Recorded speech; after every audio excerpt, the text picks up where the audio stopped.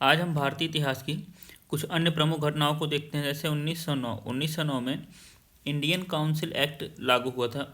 1909 में क्या हुआ था? इंडियन काउंसिल एक्ट लागू हुआ था। 1911 में बंगाल का पुनः एकीकरण किया। 1905 में विभाजन हुआ था और पुनः एकीकरण हुआ। भारत की राजधानी कलकत्ता से हटाकर दिल्ली में स्थानांतरित कर दी गई। 1916 में होम रूल लीग की स्थापना हुई। 1916 में होम रूल लीग की स्थापना कांग्रेस तथा मुस्लिम लीग में लखनऊ समझौता हुआ। कांग्रेस तथा मुस्लिम लीग में लखनऊ में समझौता हुआ 1919 में। 1919 में 13 अप्रैल अमृतसर में जलियांवाला बाग हत्याकांड हुआ। 13 अप्रैल 1919 में अमृतसर जलियांवाला बाग हत्याकांड हुआ, जहाँ पर हजारों लोगों पर, निहत्थे लोगों पर गोलियां चलाई गई थीं जनरल डायर के द्वारा। 1909 में ही रॉलेट एक्ट जारी हुआ और मॉन्टेग्यू चेम्सफोर्ड सुधार नियम लागू हुआ। 1920 में महात्मा गांधी द्वारा असहयोग आंदोलन का आरंभ। 1920 में हुआ। बंगाल बाल गंगाधर तिलक की मृत्यु हुई थी 1920 में ही।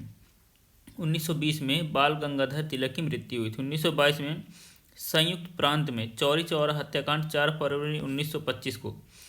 चित्तरंजन दास की मृत्यु काकोरी कांड 1922 में हुआ था।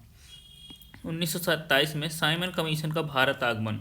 1927 में साइमन कमीशन का भारत आगमन, कांग्रेस द्वारा बहिष्कार, लाला लाजपत राय की मृत्यु, नेहरू रिपोर्ट प्रकाशित। 1929 में 26 जनवरी लाहौर अधिवेशन में कांग्रेस ने पूर्ण स्वराज का प्रस्ताव पास किया था।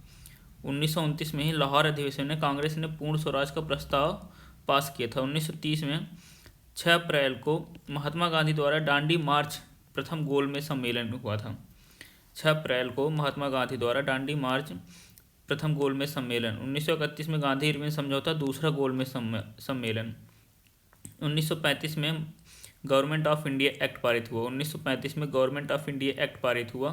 1937 में प्रांतीय स्वायत्त सत्ता का आरंभ। 1937 में प्रांतीय स्वायत्त सत्ता का आरंभ हुआ था। 1941 में सुभाष चंद्र बोस का भारत छोड़कर जाना। 1941 में सुभाष चंद्र बोस का भारत छोड़कर जाना, रविन्द्रनाथ टैगोर की मृत्यु हुई थी 1941 में। 1942